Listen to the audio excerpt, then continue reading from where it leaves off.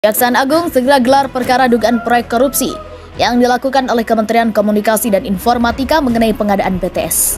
Nominalnya ada di angka sekitar 10 triliun yang diucapkan oleh bagian Kejaksaan Agung. Kita tahu saat ini bahwa Menteri Komunikasi dan Informatika dikepalai oleh kader Nasdem yang mendukung Anies Baswedan menjadi capres. Penyelidikannya sudah dilakukan sejak tanggal 18 Juli 2022 dan akan ditetapkan apakah akan naik status atau tidak. Naik status dalam artian penyidikan. Direktur Penyidikan Jaksa Agung Muda Tindak Pidana Khusus Kejagung mengatakan bahwa kemungkinan minggu ini akan ditetapkan statusnya. Menurut Kuntadi, pihaknya sudah melakukan cross-check ke berbagai tempat dan berbagai sumber, yakni klarifikasi dari sumber Kementerian Komunikasi dan Informatika dan juga pihak swasta. Klarifikasi tersebut dimaksudkan untuk mendapatkan gambaran utuh soal dugaan tindak pidana korupsi BTS yang nominalnya ada di angka puluhan triliun.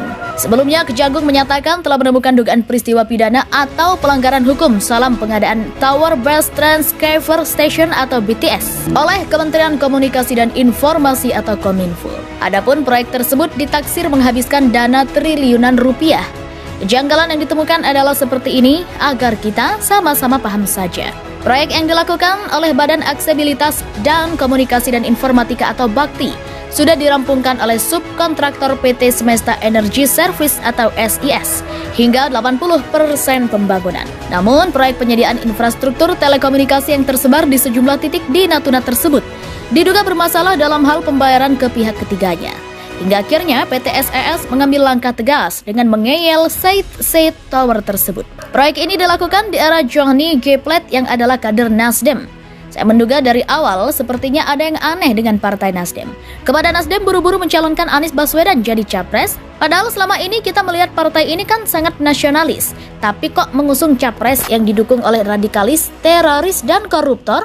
Dulu saya ingat di rumah tahanan korupsi di DKI Jakarta para koruptor memilih Anies Sandi nggak percaya.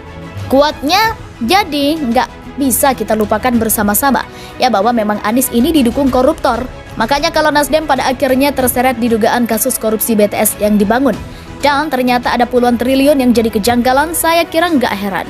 Semoga saja proses hukum dilaksanakan dengan baik. Kejaksaan Agung menyelidiki dugaan korupsi proyek pembangunan Base Transceiver Station atau BTS di Kementerian Komunikasi dan Informatika atau Kominfo 2020 hingga 2022. Jaksa Agung Muda Tindak Pidana Khusus atau Jampidus Kejagung Febri Adriansyah mengatakan bahwa kasus ini masih dalam penyelidikan dan belum naik ke tingkat penyidikan. Itu kasus BTS 4G belum penyidikan, masih penyelidikan, ujar Febri dikutip Selasa 27 September malam. Febri juga menyampaikan bahwa dugaan adanya kasus tindak pidana korupsi ini karena adanya keluhan masyarakat terkait jaringan yang kurang stabil atau kadang tidak dapat tersambung saat sistem pembelajaran daring yang dilakukan pemerintah semasa pandemi COVID-19. Padahal pemerintah melakukan perencanaan membangun menara BTS 4G untuk memudahkan akses internet dalam pembelajaran daring yang dilakukan semasa pandemi. Tapi kenyataannya banyak keluhan di tingkat yang kecil, nggak bisa online, kita lagi selidiki itu, tutur Febri. Akan tetapi dalam kasus ini Febri memaparkan bahwa pihaknya masih menutup siapa saja saksi yang sudah dilakukan pemeriksaan terkait dengan kasus dugaan korupsi ini. Sementara sifatnya masih tertutup pungkasnya. Sekedar informasi, penyelidikan kasus tersebut berawal dari surat perintah penyelidikan kasus Direktur Penyidikan Jampitsus sebelumnya yaitu Supardi dengan nomor surat print strip 23-FD.1-7-2022 per tanggal 18 Juli 2022. Dalam surat itu disebutkan bahwa penyelidikan dilakukan terkait dengan dugaan tindak pidana korupsi dalam pembangunan BTS 4 oleh Bakti Kemenkominfo. Dalam bentuk apapun, tidak pernah mengikuti atau tidak pernah ikut serta atau tidak pernah terlibat dalam proyek penyediaan infrastruktur BTS 4G dan infrastruktur paket 1, 2, 3, 4, dan 5 yang diselenggarakan oleh Bakti Kominfo, kata Corporate Secretary Henry R. Rumoba dalam keterangan tertulis yang diterima Detikcom Kamis 3 November 2022. Henry menambahkan pihaknya tidak pernah mendaftar sebagai peserta lelang terkait proyek Base Transceiver Station atau BTS. Henry juga menegaskan tidak pernah menandatangani perjanjian terkait proyek tersebut dan tidak terlibat dalam dugaan tindakan korupsi yang tengah diusut.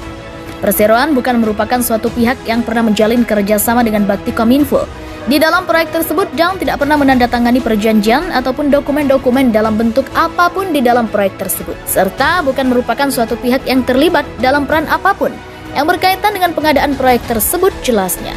Henry mengakui pihaknya memang menjalin kerjasama dengan Baktikominfo tapi bukan untuk proyek lain, yakni Palaparing.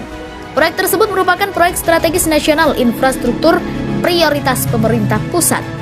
Proyek Palaparing merupakan proyek antara pemerintah pusat dengan anak perusahaan perseroan, yaitu PT Palaparing Barat dan PT Palapa Timur Telematika, yang bertujuan untuk membangun infrastruktur telekomunikasi berupa pembangunan dan pengelolaan jaringan tulang punggung atau backbone serat optik di seluruh Indonesia, kata dia.